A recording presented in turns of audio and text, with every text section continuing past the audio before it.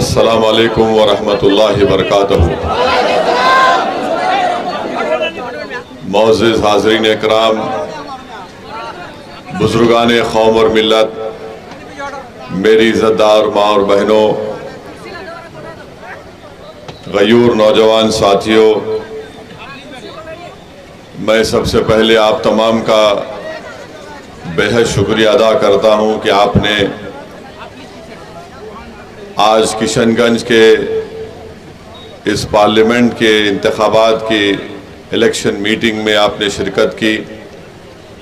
आपका बेहद शुक्रिया।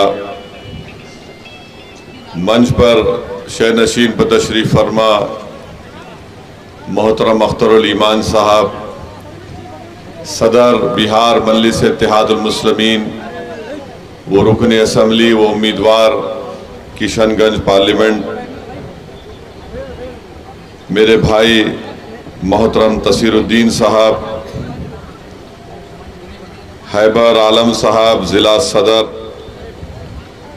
मुखिया गुलाम हसनैन साहब, शाहनवाज कल्लू साहब, शहाबुद्दीन साहब, राहिल साहब, मुखिया शाहिद साहब, मुर्तज़ा साहब, हमारे भाई गोरेलाल यादव साहब, मुखिया टोनी बाबू साहब, डॉक्टर ए रज़ाक साहब, महमूद आलम साहब,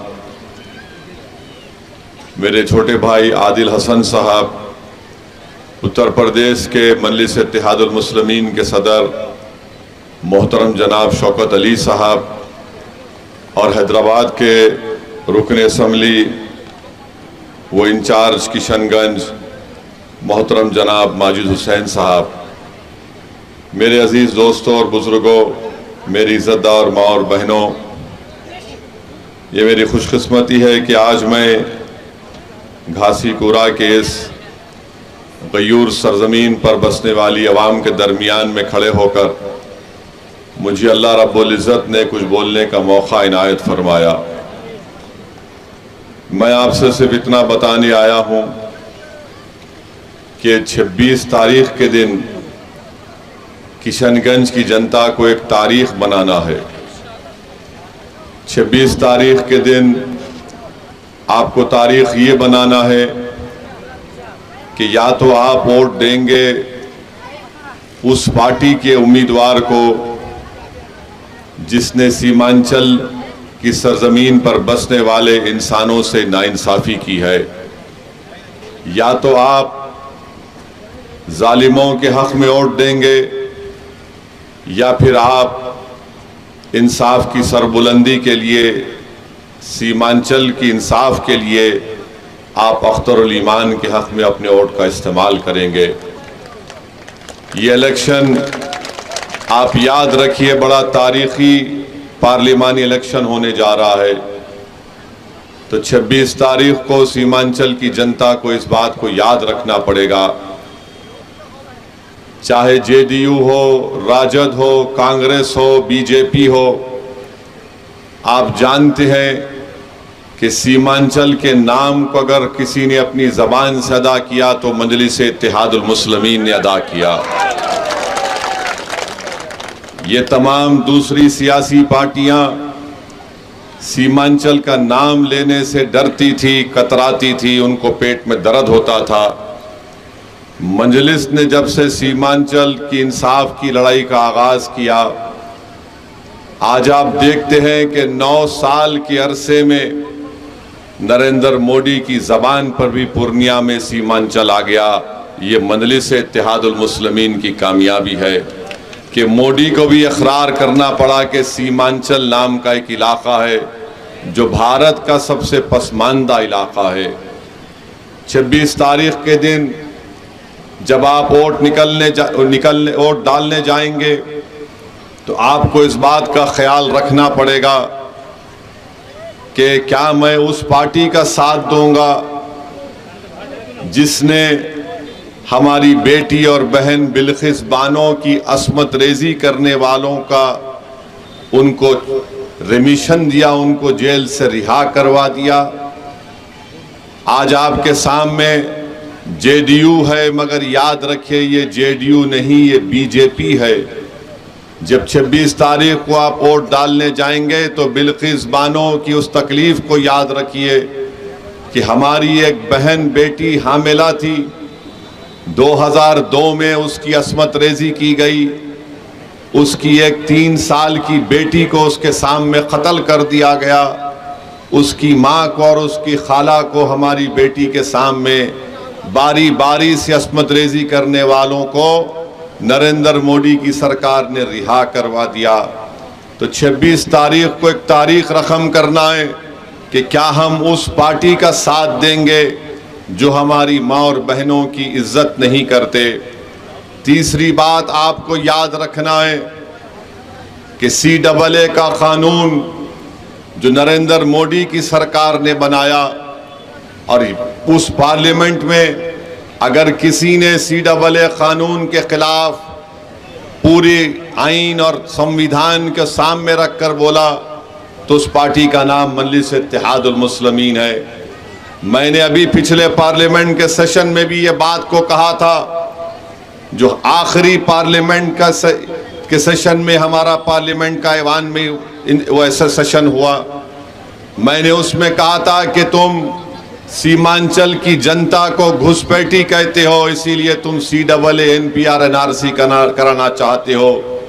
नरेंद्र मोदी पूर्णिया में आए और नरेंद्र मोदी ने कह दिया कि इस इलाके में घुसपैठी घुस रहे हैं। तो नरेंद्र मोदी तुमने बोल दिया कि तुम्हारी हकीकत क्या है। तुमने बता दिया सीमांचल की जनता को कि तुम यहाँ पर CAA NPR NRC के नाम पर सीमांचल की जनता को भारत की शहरियत से महरूम करना चाहते हो। तो जब आप 26 तारीख को वोट डालने जाएंगे, ये सोच कर जाइए कि हम भारत के नागरिक हैं, हम घुसपैठी नहीं है। जो हमको घुसपैठी कहेगा हम उस पार्टी का साथ हरगिज नहीं देंगे। चौथी बात आप याद रखिए कि सीमांचल और किशनगंज की जनता को एक फाल और हरकियाती मेंबर ऑफ पार्लियामेंट की जरूरत है। आपके सामने JDU के मास्टर हैं, मगर ये नाम इसका मास्टर जरूर है, मगर इसका असली मास्टर RSS और नरेंद्र मोदी है। याद रखिए, ये नाम का मुजाहिद है, ये नाम का मुजाहिद है, इसका मास्टर मोदी है।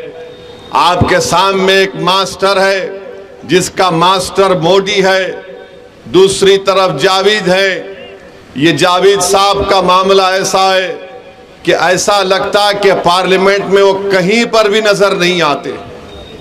सीमांचल में तो कभी नजर आए ही नहीं। ये मैं नहीं कह रहा हूं, कांग्रेस पार्टी के जलसे से, जिसमें कांग्रेस के सदर बैठे हुए खरगे साहब, उनके सामने उन्हीं के पार्टी के एक साबिका रुकने असेंबली, क्या नाम है, जनाब तौसीफ साहब ने कह दिया कि जावेद साहब आप किशनगंज की पार्लियामेंट में नजर नहीं आते, नजर आना चाहिए आपको। उन्हीं की पार्टी के लोग उनको कह रहे हैं कि वो गायब है। तो जो गायब है उसका साथ मत दो, जो हाजिर है वो आपके सामने अख्तरुल ईमान है, उसका साथ दो। अगर आप कांग्रेस का साथ देंगे 26 तारीख को, तो फिर याद रखिए हमेशा गायब रहेंगे। तो जब आप 26 तारीख को वोट डालने जाएंगे, मेरी आपसे गुजारिश है कि अख्तरुल ईमान साहब को आप वोट दीजिए। अख्तरुल ईमान की शख्सियत को कामयाब करना नहीं है, सीमांचल की जनता की कामयाबी के लिए, इंसाफ के लिए आपको अख्तरुल ईमान को कामयाब करना है। अख्तरुल ईमान की शख्सियत को मत देखिए, आपकी पसमानदगी को देखिए, आपकी नाइंसाफी को देखिए। कल जब पार्लियामेंट में CAA NPR NRC का कानून लाया जाएगा इस सरजमीन पर, आप अपने दिलों पर हाथ रखकर सोचिए कि जब यहां पर NPR NRC होगा तो क्या जावेद लड़ेगा या ये मास्टर लड़ेगा? जावेद को उसकी पार्टी कहेगी खबरदार तुम हिलना नहीं, तुम गायब हो जाओ। मास्टर से कहेंगे कि तू मास्टर नाम का है, तेरा मालिक मोदी है, तू ज़बान नहीं खोलना। कौन उस वक्त दौड़ते हुए आपकी तकलीफ को और आपकी मुसीबत में आएगा? उसका नाम अख्तरुल ईमान होगा। इस बात को याद रखिए आप। और फिर मैं आपको बताना चाहूंगा, अख्तरुल ईमान को किशनगंज की जनता अपना एमपी बनाकर कामयाब करेगी तो अख्तरुल ईमान भारत की लोकसभा में मेरे बाजू बैठेगा, मेरे बाजू अख्तरुल ईमान बैठेंगे। और जब मेरे बाजू बैठेंगे तो पूरे कैमरा दूल्हे को देखते हैं, अख्तरुल ईमान को भी देखेंगे। जावेद को आपने बिठाया मगर जावेद कहीं नजर नहीं आते हैं। ये खुद उनकी पार्टी कह रही है, हम नहीं कह रहे। तो जो नहीं दिखता उसको वोट नहीं देते, जो दिखता है उसी को वोट देते हैं, और जो बिकता है उसको वोट नहीं देते। एक तरफ बिक चुका है, एक दिखता नहीं है, एक ना बिकता है और दिखता है, उसका नाम अख्तरुल ईमान है। तो इसीलिए हम आपसे अपील करने आए हैं कि 26 तारीख के दिन आपको एक तारीख बनाना है। लोग समझ रहे कि एमआईएम पार्टी को हम रोक लेंगे, आप नहीं रोक पाएंगे एमआईएम पार्टी को। आप बताइए, अब आप बताइए कि मोदी भारत के प्रधानमंत्री हैं, सीमांचल की जनता को गाली देकर चले गए। ये घुसपैठी बहुत ज्यादा आ रहे। अरे मोदी जी, क्या बॉर्डर सिक्योरिटी फोर्स अख्तरुल ईमान के इशारे पर काम करती है? क्या एसएसबी अख्तरुल ईमान के इशारे पर काम करती है? आप सिर्फ इस इलाके को बदनाम कर रहे हैं इसलिए कि यहां पर अल्पसंख्यक समाज के मुसलमान ज्यादा रहते हैं। अरे मोदी, तुम कह देते कि यहां पर सीमांचल भारत का सबसे गरीब इलाका है, यहां पर हजारों लाखों एकड़ जमीन कटती है, यहां पर नदी का पानी आ जाता है, मगर मोदी को फिक्र सिर्फ घुसपैठियों से है। और मोदी की नजर में घुसपैठी कौन है? अख्तरुल ईमान है। मोदी की नजर में घुसपैठी अख्तरुल ईमान है। तो इसीलिए मेरे अजीज दोस्तों, मेरी इज्जतदार माँ और बहनों, 26 अप्रैल को जब आप निकल कर अपना वोट डालेंगे तो मेरी इन 5-6 बातों पर आप जरा इस पर गौर करिए, अपने दिलो दिमाग पर जोर डालिए। आपको एक ऐसा एमपी चाहिए जो फिरका परस्त ताकतों से लड़े, जो मौका परस्त ताकतों से लड़े, जो आपके दरमियान में रहे। आज आप देखते हैं कि आज यहाँ पर इस विधानसभा में अभी हमने सब डिवीजन की का मुतालबा किया। नीतीश कुमार क्या कर रहे हैं बताइए आप?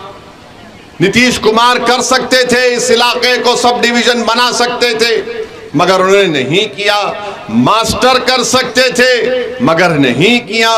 क्यों नहीं कर रहे? क्योंकि उनको इस जनता यहाँ पर जमीन पर बसने वाले लोगों से नफरत करते हैं। तो मेरी आपसे दबन गुजारिश है कि आप याद रखिए, जब तक आपकी आवाज नहीं पैदा होगी कोई आपकी तकालीफ का जिक्र करने वाला नहीं होगा। अभी आपने सुना कि 1 लाख से ज्यादा मुसलमानों को बिहार में नौकरी से महरूम कर दिया गया। अरे कब तक आप इन तमाम पार्टीज का साथ देंगे जो आपका वोट तो हासिल कर लेते मगर आपको नौकरी नहीं देते, आपको इंसाफ नहीं देते? राजद का मामला है, MY कहते हैं मुस्लिम यादव। उन्हीं का सेंसस क्या कहता है कि बिहार में मुसलमान 17% हैं और यादव हमारे करीब 14-15% के करीब है। 22 उम्मीदवारों के नामों का ऐलान राजद ने किया। कितने मुसलमानों को दिया? 2 को दिया। कितने हमारे यादव भाइयों को दिया? 8 को दिया। अरे भाई, आप सिर्फ यादवों को टिकट देना है तो दो, हम उससे परेशान नहीं है, मगर जब आप मुसलमानों के दरमियान में आकर, अल्पसंख्यक समाज के दरमियान में आकर तेजस्वी कहती है MY, अरे जहां पर ताकत का मामला आता है आप ताकतवर नहीं बनाना चाहते। मेरे इज्जतदार दोस्तों, आप जानते हैं कि ये 2018 में तेजस्वी ने यहां पर आकर कहा था सीमांचल में, किशनगंज में, कि हम सीमांचल डेवलपमेंट काउंसिल बनाएंगे। अरे आप डिप्टी चीफ मिनिस्टर आप बन गए, मगर सीमांचल डेवलपमेंट काउंसिल क्यों नहीं बना? और तेजस्वी यादव को जानना चाहिए कि भारत की पार्लियामेंट में अगर किसी ने सीमांचल डेवलपमेंट काउंसिल की बात की, किसी ने भारत की पार्लियामेंट में प्राइवेट मेंबर्स बिल लेकर आए, तो उसका नाम असदुद्दीन ओवैसी और मजलिस इत्तेहादुल मुस्लिमीन था। मेरे अजीज दोस्तों और बुजुर्गों, एएमयू कैंपस का आप अख्तर भाई से सुन चुके हैं, अलीगढ़ मुस्लिम यूनिवर्सिटी का कैंपस। मोदी नहीं बोलेंगे, नीतीश कुमार नहीं बोलेंगे, और डॉक्टर जावेद तो बेचारे उनको बोलने आता भी नहीं है, वो क्या बोल सकते हैं। मेरे अजीज दोस्तों और बुजुर्गों, मैं अभी कहीं पढ़ रहा था कि डॉक्टर जावेद ने ये कहा कि वो 5 साल में डॉक्टर जावेद ने, उन्होंने ये कहा, क्या कहा भाई, हाँ, डॉक्टर जावेद ने ये कहा कि मैं 5 साल में 1.5 लाख किलोमीटर पैदल चला हूं, और रोज 100 किलोमीटर चलते थे वो। जावेद साहब, आप तो मोदी से बड़ा फेंकना शुरू कर दिए। अरे आप बताइए कि कितने, उन्होंने कहा कि मैंने 5 साल में 1.5 लाख किलोमीटर पैरों से चला है। अरे वो बोल रहे हैं, झूठ क्यों बोलेंगे? बोल रहे हैं रोज 150 किलोमीटर चले हैं जावेद साहब, मगर वजन तो कम नहीं हुआ, मोटे ताजे नजर आते हैं। जावेद साहब, झूठ बोलने की भी कोई सीमा रखिए। हाँ, आप ये कहिए कि मैं झूठ में मोदी का मुकाबला कर रहा हूं, तो हम समझ सकते हो इस बात को। आप अंदाजा, जब मैं पढ़ा ये, मैं बोला, ताज्जुब किया कि ये तो वर्ल्ड रिकॉर्ड है। अब आइंदा ओलंपिक्स में जावेद साहब को भिजा दीजिए, इंडिया को गोल्ड मेडल ला लेंगे चलने में। आप कहां चले हमको बताइए। अब जब चलने की बात आई, तो हम और अख्तरुल ईमान साहब पिछले साल, मैं और अख्तरुल ईमान साहब पिछले साल करकरी घाट के नदी में हम लोग सिर्फ 10 मिनट चले। करकरी घाट में कितना, 10 मिनट चले अख्तर भाई, 10 मिनट, हाँ 10 या 15 मिनट चले। थोड़ा घुटने बराबर पानी आया। हमारे 15 मिनट चलने का फायदा सीमांचल की जनता को क्या मिला? नया ब्रिज मिला। तो जावेद साहब, हम सिर्फ 15 मिनट चलने पर ब्रिज बन गया। और याद रखो, जब अख्तरुल ईमान एमपी बनेगा तो हम पूरा सीमांचल चलेंगे और डेवलपमेंट लाएंगे इंशाअल्लाह।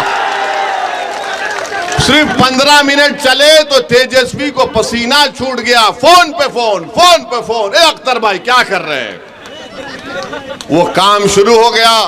तो डॉक्टर जावेद 1.5 लाख किलोमीटर चलकर भी कुछ नहीं कर पाए, हम 10 मिनट चल के आपको ब्रिज लेकर आए। तो मेरी आपसे गुजारिश है कि 26 तारीख के दिन आप जब वोट डालने जाएंगे, इन तमाम चीजों का आप ख्याल रखिए। आपकी इस विधानसभा में अनानास उगता है, चाय आप उगाते हैं, यहां पर चाय मिलती है। यहां पर आप केला, गोला, मिर्च पैदा करते हैं, मगर क्या आपको उसको कीमत मिलती है उसकी? ये सब के सब कीमत कैसे मिलेगी जब आपकी तकलीफ को कोई समझने वाला होगा। अब जावेद साहब तो 1.5 लाख किलोमीटर चलकर भी उनको पता नहीं इसकी कीमत क्या है। मास्टर सिर्फ पैसे बांट सकता है, मास्टर के पास बहुत पैसा है, मगर याद रखो, जो पैसे देता है वो निकालना भी जानता है। यहां अख्तरुल ईमान को कुछ चीज नहीं चाहिए। इस शख्स की जिंदगी का मकसद एक ही है कि बिहार में आपकी क़ियादत खड़ी हो जाए और सीमांचल से इंसाफ हो जाए। अगर ये 2 काम अख्तरुल ईमान की जिंदगी में हो जाएंगे, मुझे यकीन है कि होगा इंशाअल्लाह ताला। ये हमारे भी जिंदगी का मकसद है कि सीमांचल से इंसाफ हो। मैं बार बार आपसे कह चुका हूं और आज भी कह रहा हूं कि सीमांचल को मैं आता था, आता रहूंगा हमेशा इंशाअल्लाह ताला। सीमांचल का इंसाफ मेरे लिए बहुत जरूरी है। जब तक अल्लाह मुझे जिंदा रखेगा मैं सीमांचल की लड़ाई लड़ता रहूंगा। मेरी आंख जब बंद हो जाएगी तो अलग बात है, मगर अल्लाह जब तक सेहत और जिंदा रखेगा हम सीमांचल की लड़ाई लड़ेंगे। चाहे कोई भी आ जाए हम इंसाफ दिलाकर रहेंगे सीमांचल में इंशाअल्लाह ताला। तो मेरे अजीज दोस्तों और बुजुर्गों, मैं यहां पर खड़े होकर अल्लाह से दुआ भी करता हूं कि अल्लाह सुब्हाना व तआला हमारे साबिक़ा MP मौलाना असरार कासमी साहब के अल्लाह उनकी मग़फ़िरत करे। नेक आदमी थे। जब ट्रिपल तलाक का कानून लाया गया तो उनको कांग्रेस पार्टी ने बोलने का मौका नहीं दिया। इतने बड़े आलिम दीन और मौलाना को बोलने नहीं दिया गया। मेरे भाई, ये पार्लियामेंट में बोलने ही की खुसूसियत है। कोई पार्लियामेंट नहीं जाता गूंगा अंधा बन के बैठने के लिए। पार्लियामेंट में कोई जाता है तो आपकी तकलीफ को बयान करने के लिए जाता है। आपके इस इलाके में आप जानते हैं कि यहाँ पर 5-8 नदियों का पानी आता है, महानंदा, मेंची और कनकई। इसका हल कैसे निकलेगा मेरे भाई? इस विधानसभा में इतनी तकलीफ है, इसका हल कैसे निकलेगा? अख्तरुल ईमान को आप यहाँ से अपना नया MP बनाइए। हम आपसे वादा करेंगे इंशाअल्लाह ताला ये तकालीफ दूर होगी। आपके इस विधानसभा में पिपरी थान से बादल चौक की रोड है, रोड नहीं है, रोड नजर ही नहीं आती। कौन ये आपकी लड़ाई लड़ सकता है? सिवाय अख्तरुल ईमान के कोई नहीं लड़ सकता। और जो मास्टर है वो मोदी उसका मास्टर है और हम हर हाल में इनका साथ नहीं देना चाहिए। याद रखिए, मजलिस पिछले 10 साल से पार्लियामेंट में जितने भी कानून मोदी ने लेकर आए, मजलिस ने उन तमाम कवानीन के खिलाफ वोट दिया। CAA का कानून हो, ट्रिपल तलाक का कानून हो, बल्कि मास्टर से एक बात पूछ लेना और जावेद से भी पूछ लेना। पिछला पार्लियामेंट का आखिरी सेशन था तो हुकूमत नरेंद्र मोदी के पूछा कि 22 जनवरी को बड़ा तारीखी काम हुआ था, कोई तकरीर नहीं कर सका जो हम बेबाकी के साथ बता दिए। हमने पार्लियामेंट में खड़े होकर कहा था ये जावेद और मास्टर को चैलेंज कर रहा हूं, तुम इस चुनाव में खड़े होकर बोलो बाबरी मस्जिद जिंदाबाद, बाबरी मस्जिद जिंदाबाद, बाबरी मस्जिद जिंदाबाद। नहीं बोल पाएंगे। क्यों नहीं बोल पाएंगे? क्योंकि मास्टर का मास्टर मोदी है और जावेद तो बेचारे उनको बोलेंगे हाँ हमारी जान निकल जाएगी। ये काम हमने किया पार्लियामेंट में खड़े होकर। सबने हमसे पूछा तुम्हारी हिम्मत कैसे हुई? हमने कहा हिम्मत का मामला नहीं है, ज़रफ का मामला है। हिम्मत का मामला नहीं है। जिसका ज़मीर जिंदा होगा वो नाइंसाफी को नाइंसाफी कहेगा। आप बताइए, ये लोग ये भी नहीं कह सकते पार्लियामेंट में? अरे हम देखते हैं जावेद साहब को कुछ नहीं कर सकते, बैठे रहते। अच्छा, एक बात जावेद साहब की है, जब हमारा भाषण होता है तो पहले से आकर बैठकर सुनते हैं अब ये क्या बोलने वाला है। हम भी समझते हैं कि ठीक है, कोई सुन रहा है, सीख रहा है, तो हमको इतराज नहीं है। मगर इतना हमारा भाषण सुने तब भी मुंह में जबान नहीं आई, तब भी मुंह में जबान नहीं आए। हम तो समझ रहे थे कि हमारा भाषण सुनकर जावेद साहब भी एक मर्तबा कुछ बोल देंगे, मगर नहीं बोले। नहीं बोल सकते मेरे भाई। इन गरीबों की तकलीफ अपने सीने में महसूस करना पड़ेगा, नाइंसाफी को महसूस करना पड़ेगा, जुल्म को महसूस करना पड़ेगा। तभी तो जबान में तकलीफ निकलेगी, वो बेबाकी से अल्फाज निकलेंगे। तो आपसे एक ही गुजारिश है कि 26 तारीख के दिन आप लोग सुबह के वक्त अपना एक वोट का इस्तेमाल करिए, अख्तरुल ईमान को कामयाब करिए। किशनगंज की पार्लियामेंट की सीट से अख्तरुल ईमान को कामयाब करिए। हम आपसे वादा कर रहे हैं कि अख्तरुल ईमान को भी हम कहेंगे कि इनकी कामयाबी के बाद जितने विधानसभा किशनगंज पार्लियामेंट में आते हैं वहां पर अख्तरुल ईमान एक एक दफ्तर एक ऑफिस खोलेंगे, क्योंकि सीमांचल की लड़ाई अगर अख्तर भाई दिल्ली में लड़ेंगे तो आपके इस ठाकुरगंज की विधानसभा में अख्तरुल ईमान का ऑफिस होगा।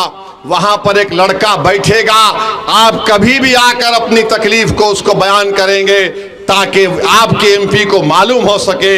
ये हम आपसे वादा करके जा रहे हैं। हम आपसे ये वादा नहीं कर रहे हैं कि अख्तरुल ईमान 1.5 लाख किलोमीटर चलेंगे। अख्तरुल ईमान चलेगा जरूर, और आपको भी साथ में चलना पड़ेगा इंशाअल्लाह ताला।